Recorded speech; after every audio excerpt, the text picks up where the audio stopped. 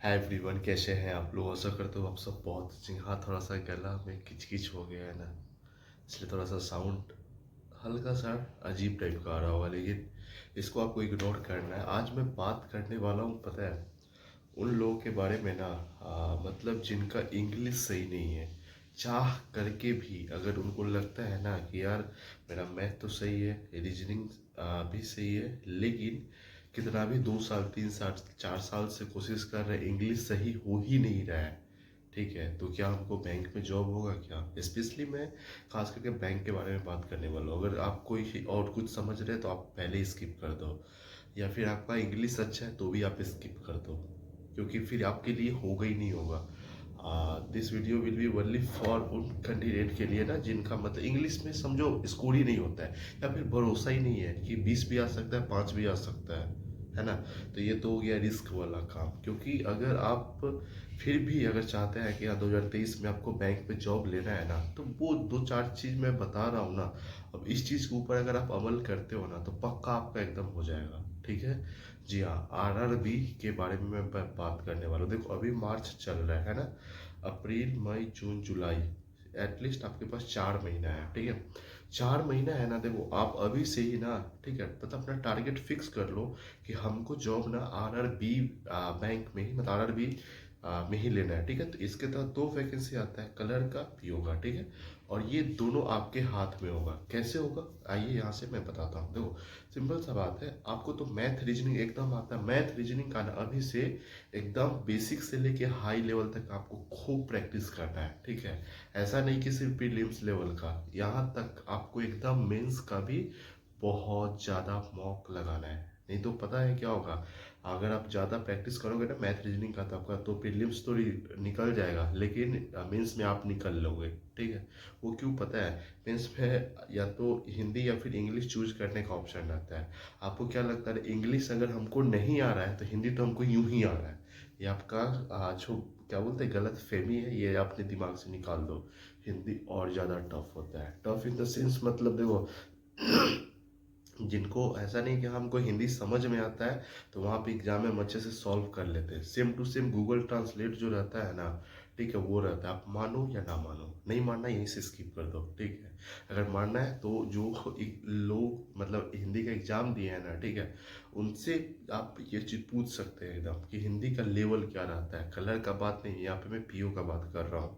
ठीक है, तो आपका हिंदी में स्कोर कैसे होगा? ठीक है, तो आप एक काम करो ना, हिंदी अभी से पढ़ना शुरू कर दो, अभी से ही एकदम पढ़ना। क्या क्या है, तो न्यूज़पेपर वगैरह आता है ना, ठीक है, न्यूज़पेपर में लोकल न्यूज़ नहीं, जो एडिटोरियल वगैरह वाला सब रहता है ना, संपादकीय वाला जो सेक्शन रहता है ना, वो सब पढ़ो। उससे क्या होगा ना, उसमें अलग अलग तरह का मतलब जो वर्ड वगैरह आपको देखने को मिलेगा, या फिर समझ में आना शुरू हो जाएगी। क्योंकि इसलिए ना ये चीज़ आपको, उसका जो हिंदी का जो पैसेज वाला रहता है ना, वो सब सॉल्व करने में आपको हेल्प मिलेगा एकदम, है ना। और कई बार क्या होता है ना कि जो एरर वगैरह ढूंढने में आपको आसानी होगा। ये न्यूज़पेपर एकदम अभी से ही 4 महीना पढ़ोगे ना, तो आपका हिंदी नेक्स्ट लेवल का हो जाएगा। फिर आपको डरना एकदम नहीं तो नहीं होगा एकदम, है ना। क्योंकि जब आप इंग्लिश का तैयारी करते हैं ना, तो आप ये सोचो कि बिना तैयारी का हम हिंदी निकाल लेंगे, तो ऐसा नहीं होने वाला है भाई। ठीक है, आपको हिंदी का भी तैयारी करना पड़ेगा। लेकिन ये चीज़ है ना कि चलो ठीक है, इंग्लिश का ही ट्यूटोरियल पढ़ते हैं तो समझ में नहीं आता है, हिंदी का पढ़ेंगे तो समझ में आएगा। ये बात है ना, ये चीज़ हो सकता है ना दिमाग में। इसलिए आपको हिंदी का ही पढ़ने का हैबिट डाल लो अभी से ही, और बाकी एग्जाम को मान लो गोली। क्योंकि आपका ऐसे भी नहीं होने वाला। क्यों होने वाला नहीं होने वाला पता है? अगर आपका हल्का फल्का अगर इंग्लिश ठीक होगा ना, तो आपका प्रीलिम्स में रिजल्ट आ जाएगा। क्यों? क्योंकि मैथ रीजनिंग में आप स्कोर करोगे, इंग्लिश में एवरेज भी 10 नंबर ले आए तो 10 12 नंबर तो आपका ऐसे ही कट ऑफ पार हो जाएगा, है ना।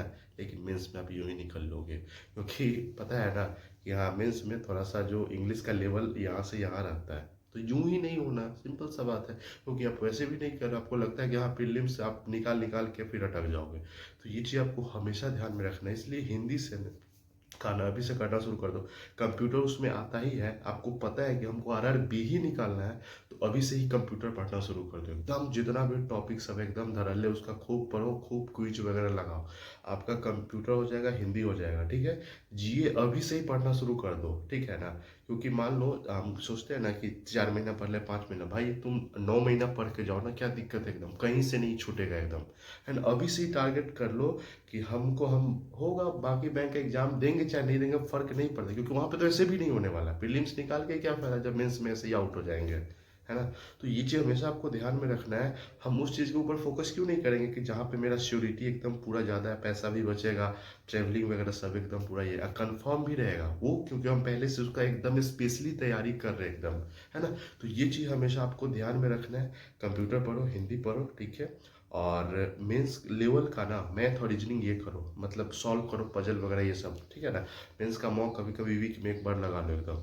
अब शुरू से अभी तक एकदम पीओ का है तो अभी से ही बैंकिंग अवेयरनेस वगैरह देखना शुरू कर दो, ताकि आपको इंटरव्यू के लिए ना, मतलब 3-4 महीना जो है ना, यहीं पे आपका पूरा PT2 इंटरव्यू सब तैयारी हो जाए। क्लर्क में तो सीधा PT में से आप इतना बात पता है ना कि आपका जब पीओ का जब मेंस निकल जाएगा ना, तो आपका क्लर्क में जॉब यूं ही हो जाएगा, आप क्लर्क यूं ही निकाल लोगे। उसके लिए आपको सोचना ही नहीं होगा, है ना। तो आपका क्लर्क में भी हो गया, ठीक है। और पीओ में जो रहता है उसका इंटरव्यू जाके फेस करो, इंटरव्यू अच्छा जाएगा तो उसमें भी हो जाएगा। तो कहीं कोई दिक्कत वाला बात नहीं। अपना जो टारगेट है ना एकदम पूरा अभी से ही फिक्स कर लो कि हमको RRB ही करना है। अगर आपका इंग्लिश सही नहीं है तो हाँ, साथ में हिंदी पढ़ना एकदम शुरू कर देना है। नहीं तो फिर वही हो कहावत, अब पछताए होत क्या जब चिड़िया चुग गई खेत, पता है। फिर से वही जो 1 जनवरी को इसका जो रिजल्ट आता है RRB का फाइनल वाला, फिर से 2024 आ जाए, फिर से आप यही करते रहोगे, फिर से 24 भी खत्म हो जाए, 25 भी खत्म हो जाए, पता चला एज खत्म हो गया, शादी ब्याह बाल बच्चा फला चिल्ला, एज हो गया 80 टाइप होता है यार। So do follow what I said, ठीक है। मैं जो भी खाऊँ, ठीक है, उसके ऊपर आपको थोड़ा सा फोकस करना है। अच्छा लगा तो जो इसको शेयर करे, क्योंकि मैं एकदम शेयर नहीं करता हूँ। अगर आपको अच्छा लगा तो ही, नहीं तो कोई दिक्कत वाला बात नहीं है। हाँ, लेकिन इतना जरूर कहूँगा कि आप चैनल सब्सक्राइब कर लो। क्यों कर लो? क्योंकि मैं वीडियो शेयर नहीं करता हूँ, लेकिन इंफॉर्मेटिव वीडियो बनाता हूँ ताकि उसका नोटिफिकेशन आपको जरूर मिले। चलिए bye bye, take care, thank you for stay tuned on this channel.